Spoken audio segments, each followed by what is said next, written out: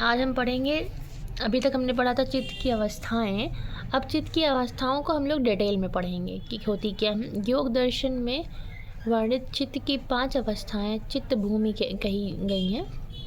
अब ये 5 जो हैं चित्त की अवस्थाएं कौन कौन सी है। पहला होता है क्षिप्त। चित्त की प्रथम अवस्था है। इस अवस्था में चित्त अत्यंत विक्षुब्ध एवं चंचल बना रहता है और सांसारिक विषयों में आसक्त रहता है। मतलब कह सकते हैं कि ये वो टाइम होता है जब आपका, कई बार ऐसा होता है कि हम लोग ट्राई करते हैं कोई चीज़ पे कंसंट्रेट करने के लिए, ध्यान लगाने के लिए, लेकिन हो नहीं पाता। बार बार हमारे दिमाग में वो चीज़ें जो हमारी ज़िंदगी में चल रही हैं वो आती हैं। उस अवस्था को क्षिप्त कहेंगे।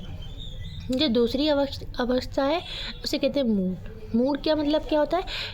चित्त की इस अवस्था में तमस 2 अन्य गुणों पर, सत्व तथा रजस पर हावी रहता है।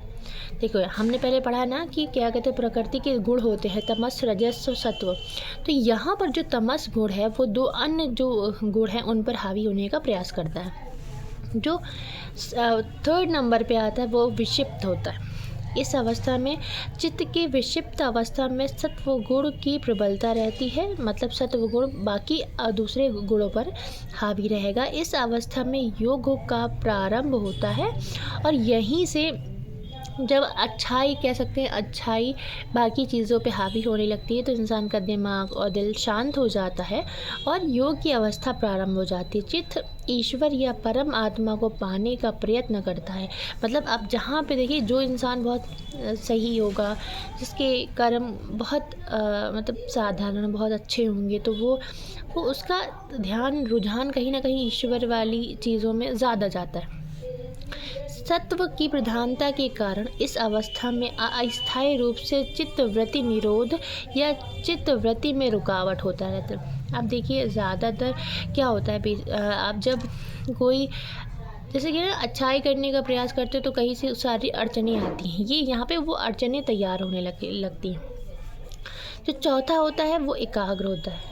चित्त की एकाग्र अवस्था में सत्व गुण की अधिक प्रबलता के कारण चित्त किसी विषय पर टिक जाता है। लेकिन फिर भी जब जिस इंसान के अंदर अच्छाई ज़्यादा होती है, वो लाख उसकी ज़िंदगी में अड़चनें आए, लेकिन वो कहीं ना कहीं जाके एक जगह एकाग्र हो जाता है। उसकी मतलब वो आदत बन जाती है। कुछ टाइम तो द्वंद्व रहेगा उसके बाद, लेकिन उसकी एक हैबिट मतलब बन जाने लगती है। उसकी वजह से वो एकाग्र अवस्था में आ जाता है।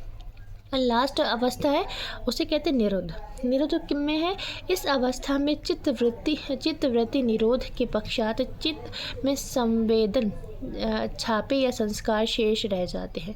अब कह रहे हैं कि जब एकाग्र हो जाता है इंसान का दिमाग, तो कुछ ही ऐसा वो मोमेंट रह जाता है जब उसमें कुछ उसकी अड़चनें हैं वो हैं जो क्या कहते हैं रह जाती।